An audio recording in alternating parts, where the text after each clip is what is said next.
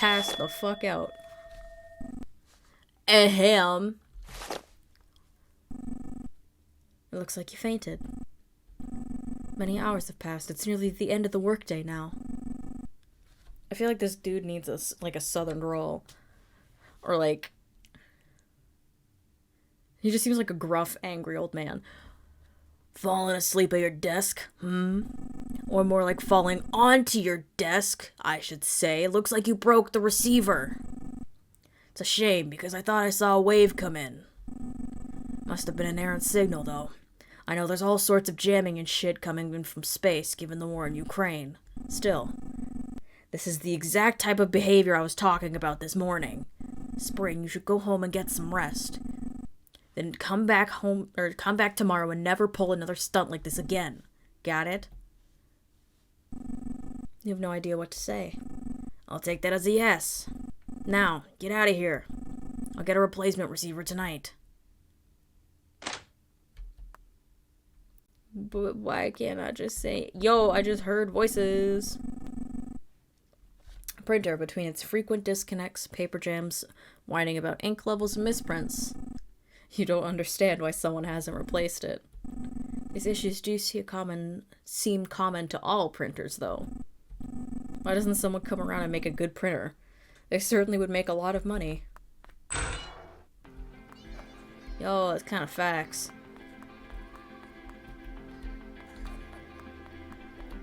I go get some sleep, Spring, and don't mess up like this again. But I heard voices! Not yet.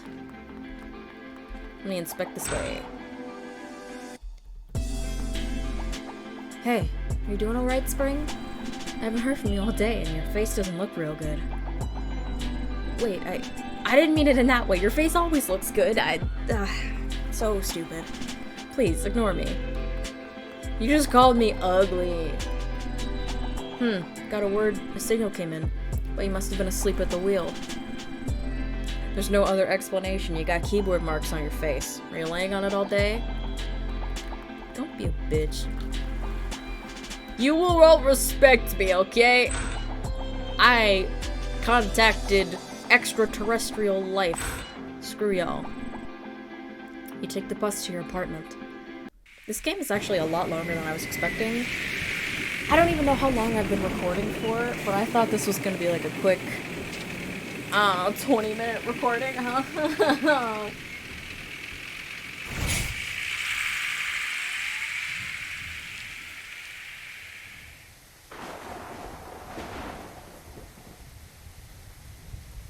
Oh, I love rain and pixel games. Ooh! Can I explore the street before I go to my apartment? No. This road leads to more residential buildings. You have no business there. Ah, fine.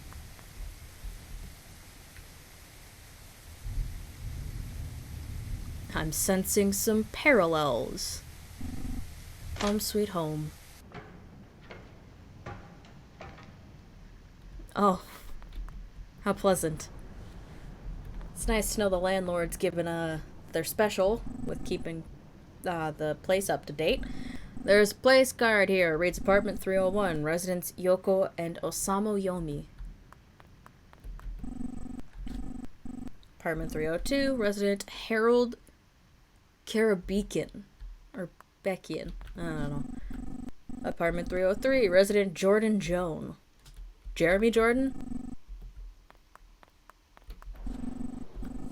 Apartment 304. Residents Daniel Faust and Eve Lovelace.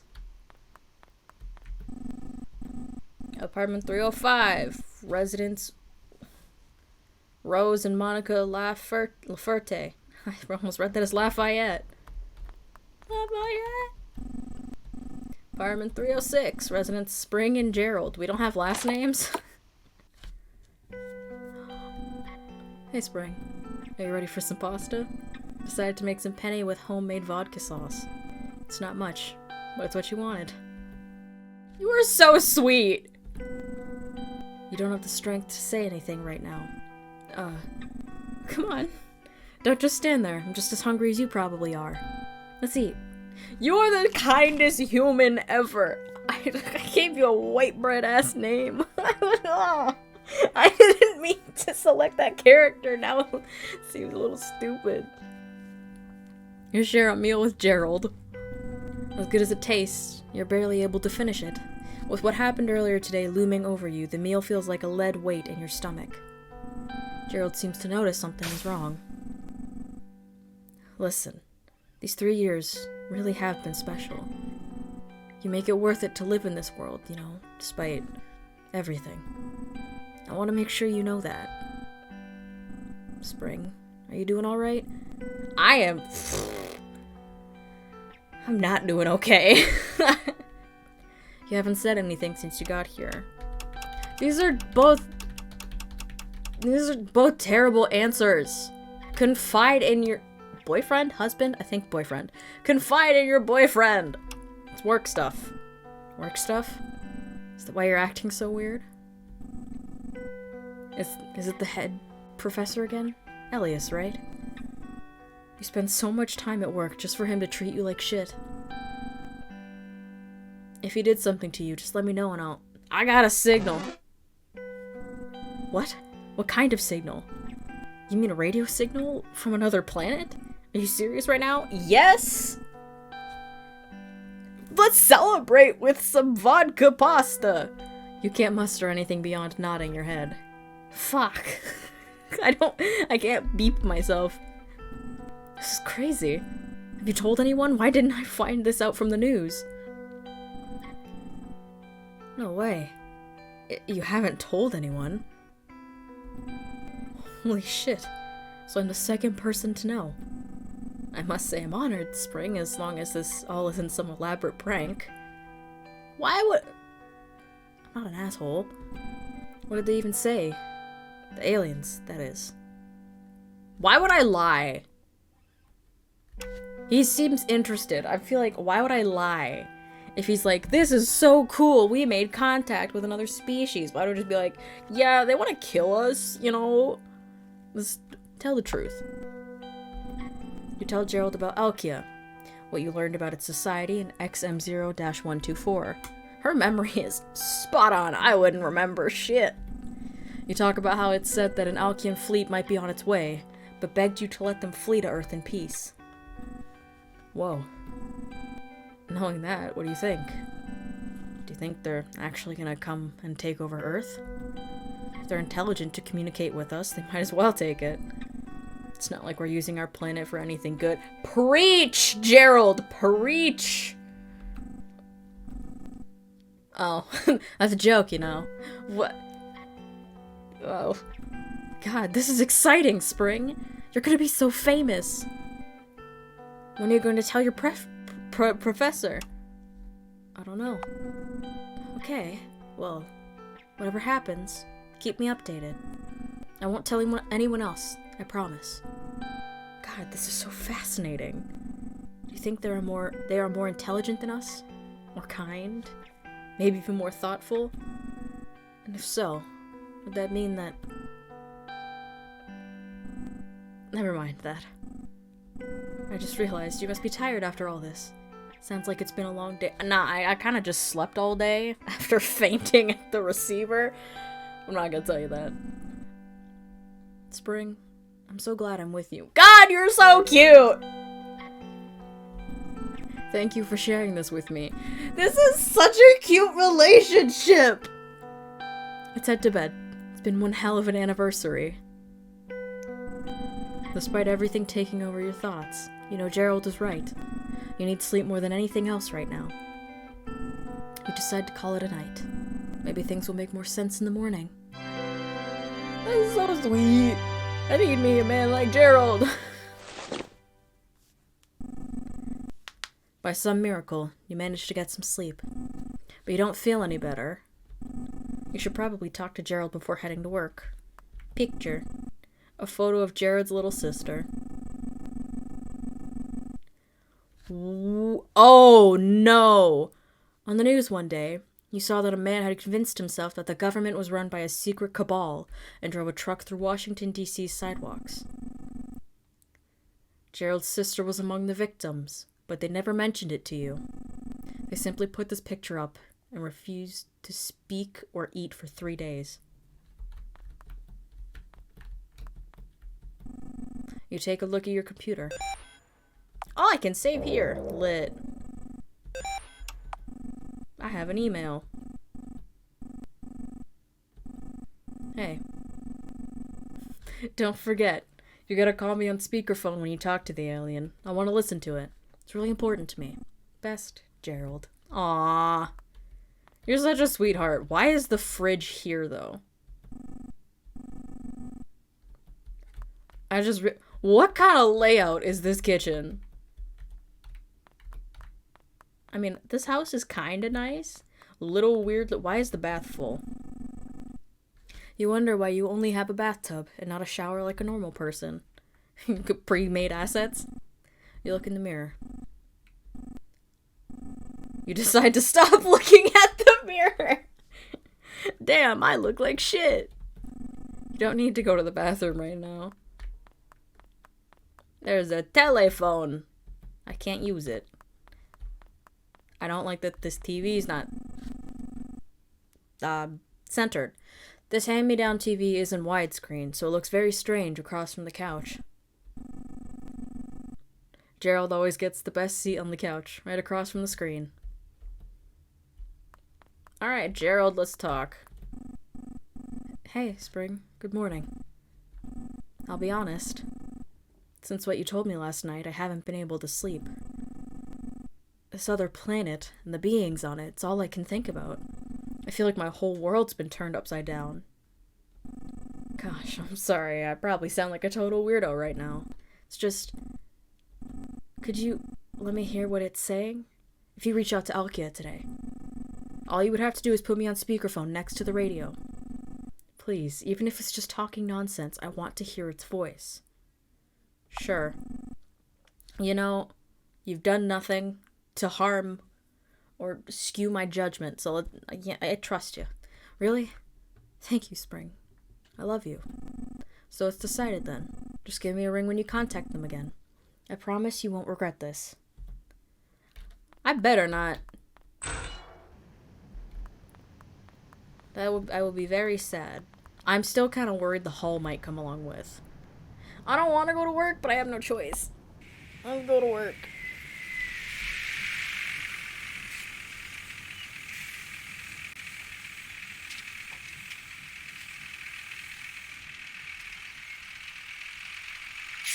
That bus took forever to get going. Spring, you're here bright and early. Oh wait, Spring, you're here bright and early. Unfortunately, our rotation still has you on receiver duty. You're lucky I was able to find a new one this morning. Already installed it. Well, get to it. The day is young. Now's your time to prove yourself worthy. I don't like you patronizing me. Anyways, let's contact our friend.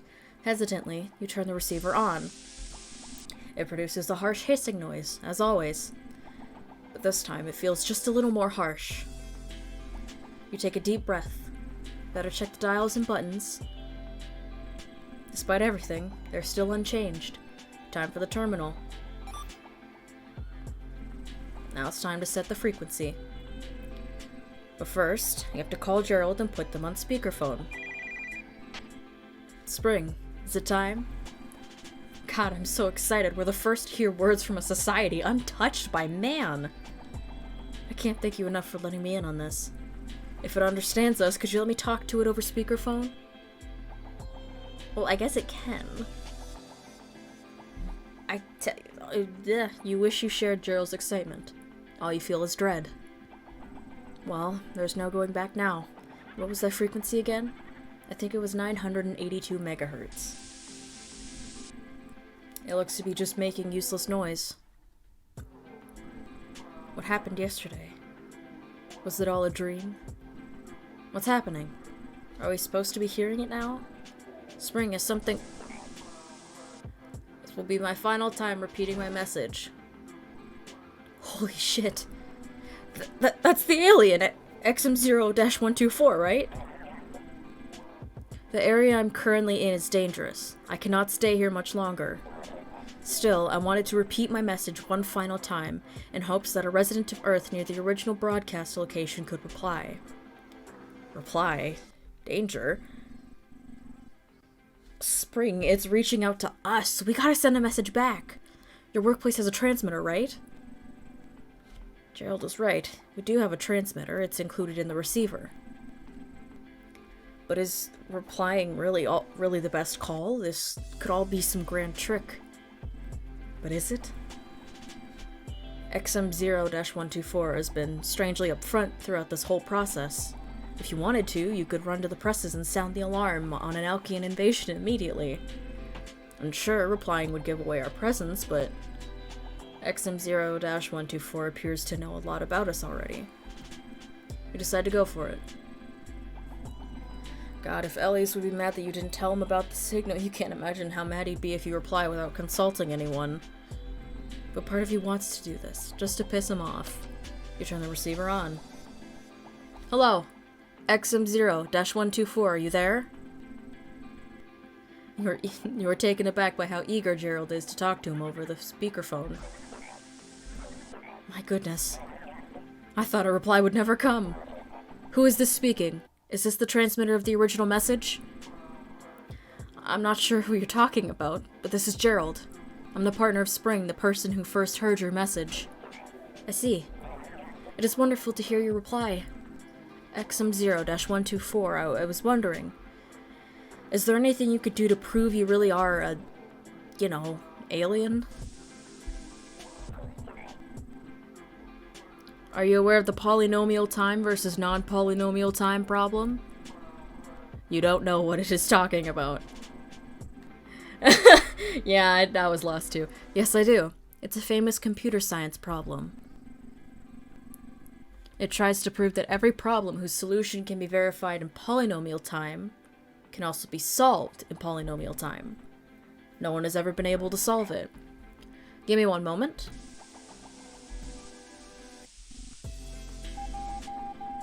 Oh my god, it's binary. What on earth is that sound? My apologies. I know that message was inscrutable to you, but if you look at the spectrograph, it will translate into a simple machine-level algorithm that solves the aforementioned problem. While no one on your planet has solved it, on Alkia, such a problem is so trite that even commoners like me know its solution.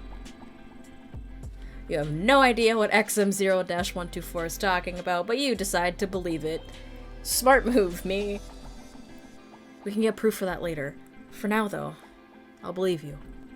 So, XMO-124, could you tell us about yourself? Like, for example, what do you look like? I've never really thought how I would describe myself to another species.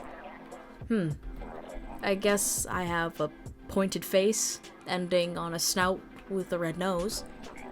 I have big circular ears, one of which is green, and the other light red. And I have 2 antennae that sprout from those ears.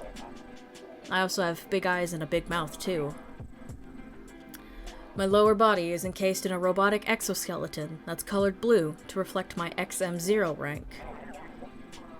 My shoulders have an orange hint, while my other joints are light blue. You begin to picture what XM0-124 looks like in your mind. Was that description good enough for you? It was great. Is there anything you would like to ask us? Well, as I said before, it's dangerous here, so I can't stay long. But now I'm curious. What do you and your partner look like? Oh, Spring, we should try and describe each other. Aww! Gerald goes on to give a detailed description of you, carefully worded in a way to allow a being from a different planet to understand. Now it's your turn, Spring. This is all so strange. What you say? They're cute. Yeah, it'd be nice to flirt, but now's not the time. You describe Gerald as best you can, trying to imagine what another species would imagine they look like. Moving on. I know time is of the essence. XM0-124, so I won't keep you for too long. Still, I must ask, Could you tell us a bit about your society? As for Alkian society, I'm cynical about it, but I can give you a general overview. But first, you will need to tell me a little about your society. Otherwise, it will be hard to explain what mine is like in comparison to yours. I can do that. Again, Gerald seems really eager to talk. Wasn't this supposed to be a conversation between you and the alien? Us residents of Earth, we call ourselves humans. And since the very first humans walked this Earth, we have been at each other's throats. Societal progress comes when we try and seek out comfort, but this comfort often comes at the expense of others. We invented slavery, the taking away of freedom from other humans. We're the only species capable of genocide, an attempt to completely wipe out specific members of our society.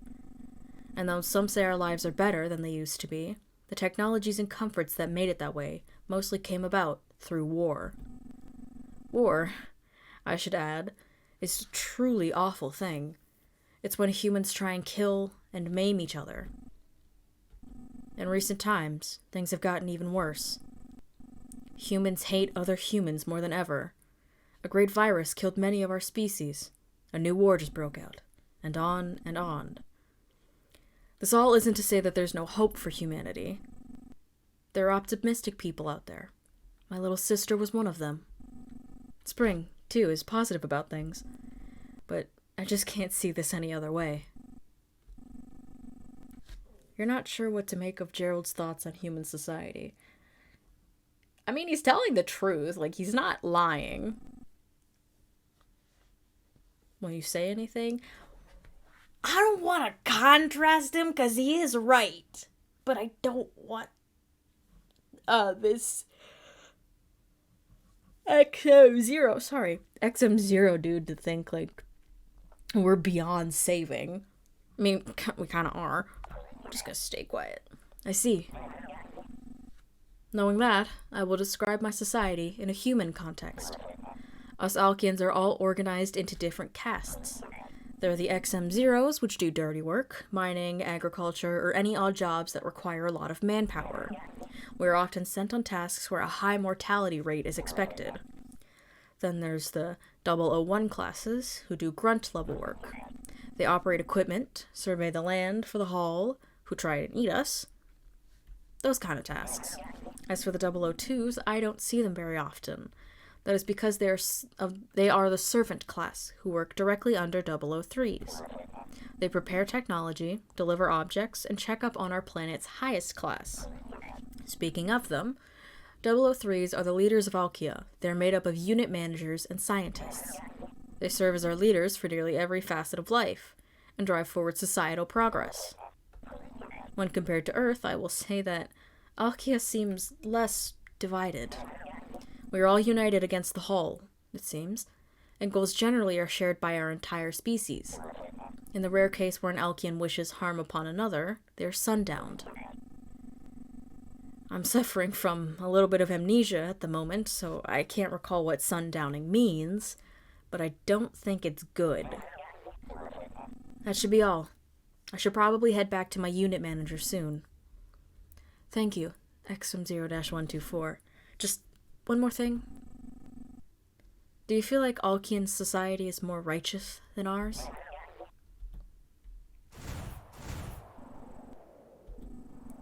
Oh. Ooh. No, like, we didn't get to see much of it. They still have subordinates and kind of like I don't know. I see. Well, I won't hold you any longer. Thank you for talking with us. XM0-124. The transmission ends. You have no idea what to make of recent events. These humans strike you as a strange bunch. Yeah, you and me both, buddy. Your unit manager has likely been awaiting for your return for a while. You should probably head back soon so nobody else gets sent to this god-awful tower. Oh. True. Yoink. You were originally sent here to retrieve it and bring it back to your unit manager. To think all of this happened just because of a small box of electronics. You take the transmitter. Can I take this too?